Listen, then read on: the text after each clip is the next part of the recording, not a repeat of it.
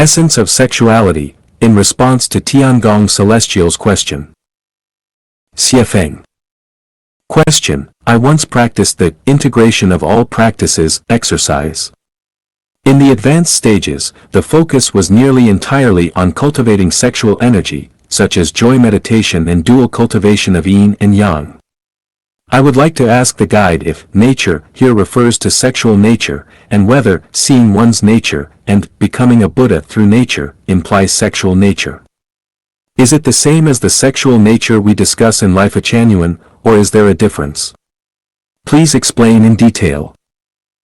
Answer: Nature is structure. It is both the structure of all things and of life itself. The nature of all things, including all living beings, is determined by their structure. The structure determines the nature. The nature of water is different from that of a mountain. Human nature is distinct from animal nature, male from female, divine nature from Buddha nature, cloud nature from stone nature, sheep nature from wolf nature, night blooming jasmine from tulips, willow trees from peach trees, and so forth. Every entity's nature varies according to its structure. Every entity has a nature. As long as a structure exists, nature will emerge from it. Even objects created by humans possess a nature, as they all have structures. To change nature, the structure must first be altered. When the structure changes, so does the nature. In nature, alloys do not naturally occur, but when elements like carbon are added to certain metals, they form alloys, altering the original nature of the metal. Nature is Tathagata, which represents the intrinsic, original nature. All nature originates from the consciousness of the greatest creator, and thus, the creator is the source of all nature. Nature is diverse and multifaceted, but regardless of the different types of nature in the universe, their total quantity and quality balance to zero. This is similar to the 5 elements, metal, wood, water, fire, and earth, which mutually generate and restrict one another, maintaining universal symmetry.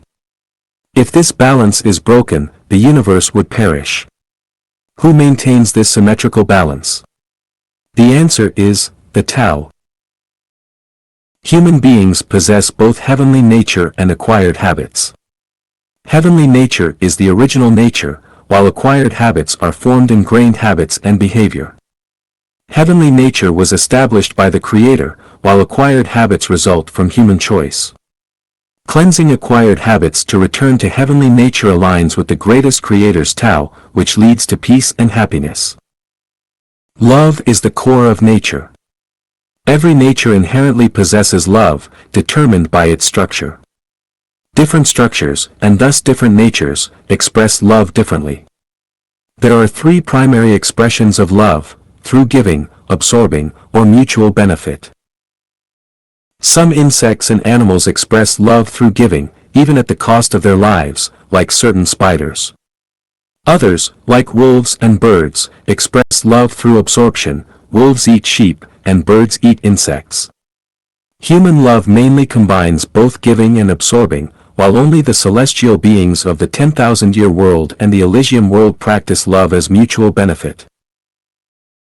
You mentioned focusing on sexual energy cultivation in advanced practice, which is correct. Both the Taoist dual cultivation of yin and yang and the Tantric dual cultivation of male and female are correct. The core of this practice is learning mutual benefit. If the practice focuses solely on the yin side or the yang side, it becomes a deviation. The true test of dual cultivation is mutual benefit. If both benefit, it is righteous, but if only one benefits, it is a deviation from the righteous path. Both advanced sexual energy cultivation and dual cultivation of yin and yang involve absorbing energy through sexuality. I have often said that consciousness, structure, and energy are the keys to uncovering all mysteries, and sexuality is no exception. That nature in sexuality is indeed the same as in seeing one's nature and attaining Buddhahood, and it is also the same nature we speak of in Life Genuine.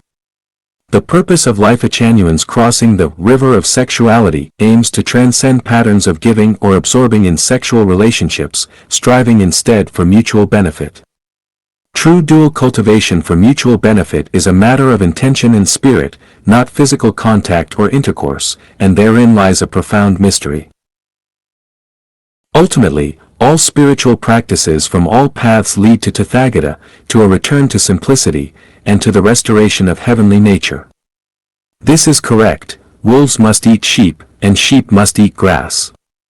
If wolves stopped eating sheep or sheep stopped eating grass, it would go against heavenly nature and the Tao.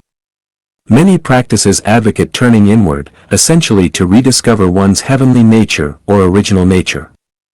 However, life Changyuan is different. We are not aiming to return to our original nature or to Tathagata, as this could reveal we were originally wolves or sheep.